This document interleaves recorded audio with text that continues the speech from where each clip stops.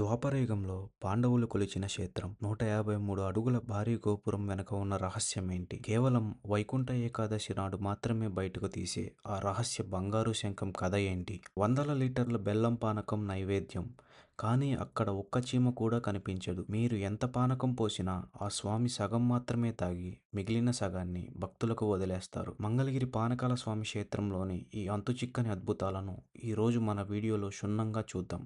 విజయవాడకు కేవలం 12 కిలోమీటర్ల దూరంలో ఉన్న అద్భుత పుణ్యక్షేత్రం ఈ మంగళగిరి. ఇది మనకున్న నవనారసింహ క్షేత్రాల్లో ఒకటి. మంగళగిరి బస్టాండ్ లేదా రైల్వే స్టేషన్ నుండి ఈ ఆలయం చాలా దగ్గర.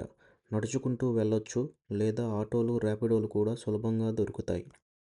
ఇక్కడ మనం స్వామివారిని 3 ప్రదేశాల్లో దర్శించుకోవచ్చు. కొండ కింద శ్రీ లక్ష్మీ నరసింహస్వామి, కొండ మధ్యలో పానకాల నరసింహస్వామి, కొండ శిఖరంపై గండాల నరసింహస్వామి వారు ఉంటారు. ఇక్కడ మరో ఆకర్షణ ఈ కనిపిస్తున్న 153 అడుగుల ఎత్తున్న భారీ గాలిగోపురం. ఇది ఆంధ్రప్రదేశ్లోనే రెండో అతిపెద్ద గోపురంగా ప్రసిద్ధి చెందింది. 153 అడుగుల ఎత్తైన ఇక్కడి తూర్పు రాజగోపురాన్ని 1807 నుండి 1809 మధ్యకాలంలో రాజా వాసిరెడ్డి వెంకటాద్రి నాయుడు గారు నిర్మించారు. నేను నా ప్రీవియస్ వీడియోలో చేబ్రోలు బ్రహ్మగుడి అని ఒక వీడియో చేశాను. ఆ బ్రహ్మగుడిని కట్టించింది కూడా ఈయనే. ఆ వీడియో లింక్ పైన కనిపిస్తున్న ఐకార్డ్స్లో ఇచ్చాను, చూడండి.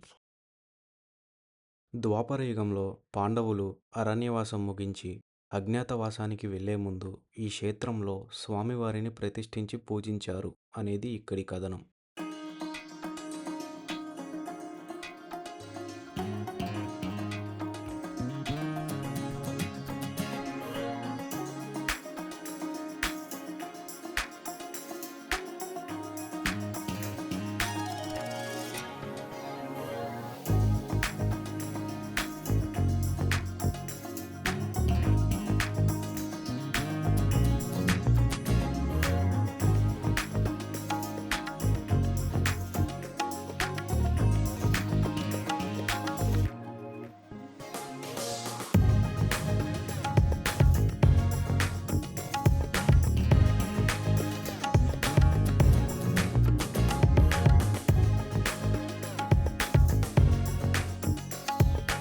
ఇక్కడ కనిపిస్తున్న ధ్వజస్తంభం వెనుక వైపు చూస్తే ఈ క్షేత్రానికి సంబంధించిన పూర్తి స్థల పురాణం మనం ఇక్కడ చూడొచ్చు.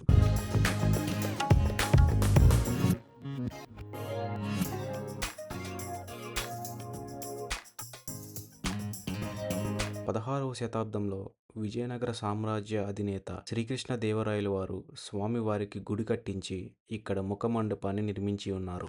మనం లోపలికి వెళ్ళేటప్పుడు ఎదురుగా భక్తిభావంతో ఉన్న గరుడాల్వాని దర్శించుకోవచ్చు. ద్వారపాలకులైన జయ విజయలు లోపల స్వామివారి దర్శనం. ఎంట్రన్స్ పక్కనే మనకు లడ్డూ కౌంటర్ కూడా అందుబాటులో ఉంది. ఇది లోపల నుండి మెయిన్ గోపురం వ్యూ. టెంపుల్కి సౌత్ డైరెక్షన్లో చూసుకుంటే బంగారు తొడుగు తొడిగిన బావి కనిపిస్తుంది. లోపల ఎలా ఉందో చూద్దాం పదండి.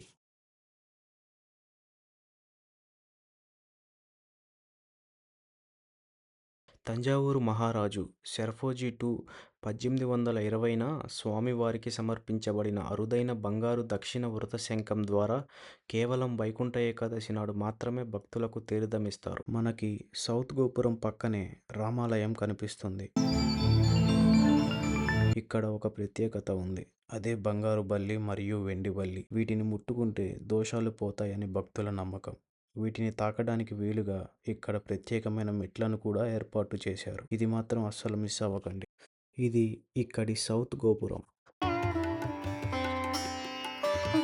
ఇక సౌత్ వెస్ట్ కార్నర్లో చూస్తే కొత్తగా నిర్మించిన ఒక మండపం కనిపిస్తుంది. ఇక్కడే మనం సింగిల్ స్టోన్తో మలిచిన గొలుసుని కూడా చూడవచ్చు.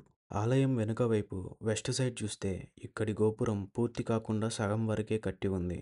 ఇలా ఎందుకు ఉందో నాకు ఖచ్చితంగా తెలీదు. మీకు ఎవరికైనా దీని వెనుక ఉన్న కారణం తెలిస్తే కామెంట్ సెక్షన్లో తప్పకుండా చెప్పండి. మనం వెనుక నుండి మొత్తం వ్యూ చూడొచ్చు. మధ్యలో గాలి గోపురం, పక్కన స్వామివారి గర్భాలయ గోపురం అండ్ ఈ పక్కన ఉంది రాజలక్ష్మి అమ్మవారి టెంపుల్. అలాగే ఇక్కడ నార్త్ డైరెక్షన్లో రావి మరియు పిపీలి చెట్టు కలిసి ఉండటం ఒక విశేషం.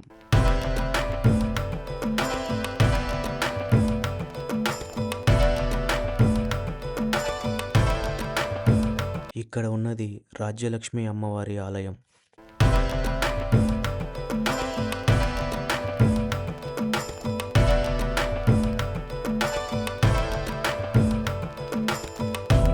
ఈ పక్కనే నార్త్ గోపురం చూడొచ్చు.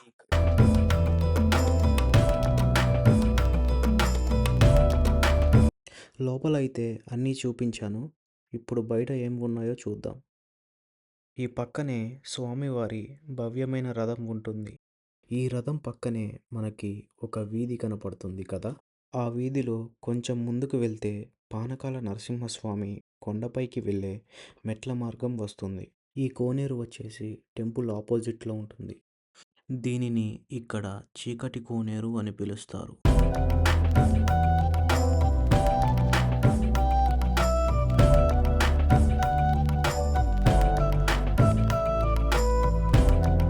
మనం ఘాట్ రోడ్ ద్వారా కొండపైకి వెళ్ళాలంటే ఇక్కడ ఫ్రీ ఏసీ బస్ కూడా అవైలబుల్ ఉంది. ఈ పక్కన మనం పార్కింగ్ ప్లేస్ చూడొచ్చు. ఇక్కడే ఫ్రీ బస్ అనేది ఆగుద్ది, చూసుకొని ఎక్కండి.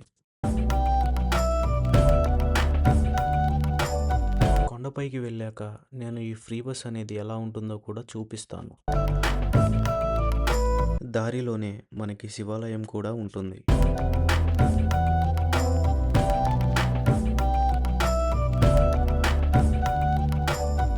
ఇక్కడి నుండే పైకి వెళ్ళడానికి మెట్ల మార్గం ప్రారంభం అవుతుంది. మొత్తం సుమారు 300 మెట్లు వరకు ఉంటాయి.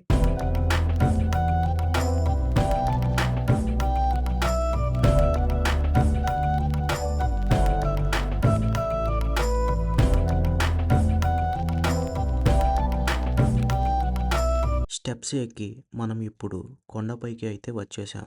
మనకి దర్శనం క్యూ లైన్ వచ్చేసి ఇలాగే కొంచెం ముందుకు వెళ్ళాలి. ఘాట్ రోడ్ స్టార్టింగ్ పాయింట్ నుండి ఉంటుంది.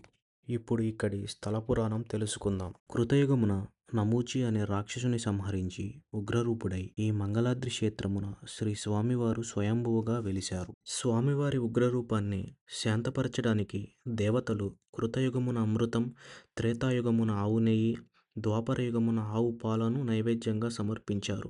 నేటి కలియుగమున భక్తులు బెల్లం పానకం నైవేద్యంగా సమర్పిస్తున్నారు. ఇందువల్ల ఇక్కడి స్వామివారికి పానకాల స్వామిగా పేరు వచ్చింది. నరసింహస్వామి క్షేత్రాన్ని దర్శించే ప్రతి భక్తుడు కనీసం ఒక కుండ పానకాన్ని స్వామివారికి నైవేద్యంగా సమర్పిస్తారు. అర్చకులు ఆ పానకాన్ని నేరుగా స్వామివారి నోటిలోకి పోస్తారు. పానకం పోస్తున్న సమయంలో స్వామివారి నోటి నుండి ఒక గుటక వేసే శబ్దం వినిపిస్తుంది. ఆ శబ్దం రాగానే పానకం పోయడం ఆపాలి అని అర్థం. అంటే కుండలోని పానకం సరిగ్గా సగం పూర్తయిన వెంటనే ఆ శబ్దం వినిపిస్తుంది. ఇక మిగిలిన సగం పానకాన్ని భక్తులకు ప్రసాదంగా అందజేస్తారు.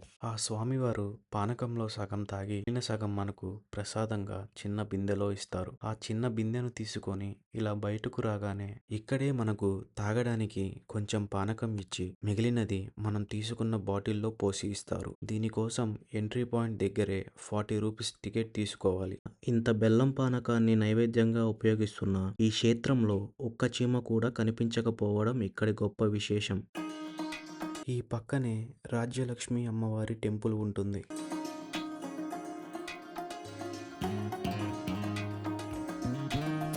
ఇక్కడే మనకి ఇంకో 2 ప్లేసెస్ ఉంటాయి. కనిపిస్తున్న గుహలో కొన్ని విగ్రహాలు ఉంటాయి. అండ్ ఈ పక్కన చూసుకుంటే లోపల విష్ణుమూర్తి అయిన శ్రీ రంగనాథ స్వామి వారు ఉంటారు.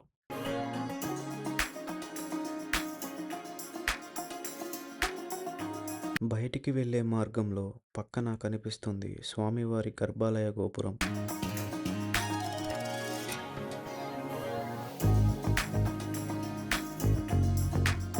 అండ్ ఇటు సైడ్ చూస్తే ఇక్కడ ఆంజనేయ స్వామి వారు ఉంటారు.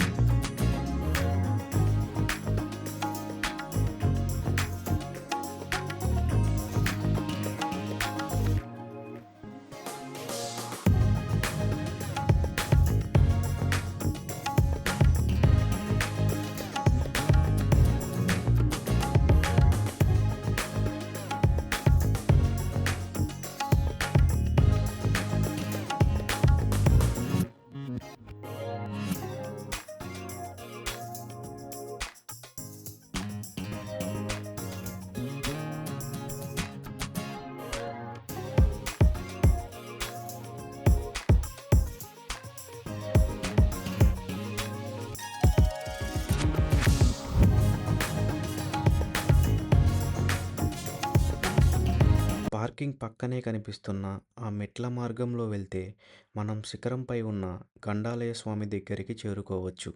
మనం శిఖరం పైకి వెళ్ళాలి అంటే ఇక్కడ మొత్తం 700 మెట్లు వరకు ఎక్కాల్సి ఉంటుంది. ఆ శిఖరం పైన ఎటువంటి విగ్రహం ఉండదు. జీవితంలో కష్టాలు, గండాలు ఉన్నవారు ఇక్కడికి వచ్చి ఆవు నెయ్యితో దీపం వెలిగిస్తే ఆ బాధలన్నీ తొలగిపోతాయి అని భక్తుల నమ్మకం. ఇక్కడ వెలిగించే ఈ దీపం చుట్టుపక్కల ఎన్నో గ్రామాల నుండి స్పష్టంగా కనిపిస్తుంది. ఇదే అండి ఇక్కడ మనకి ఉన్న ఫ్రీ ఏసీ బస్. ఇది ఇక్కడే పార్కింగ్‌లో ఆగి ఉంటుంది, చూసుకోండి.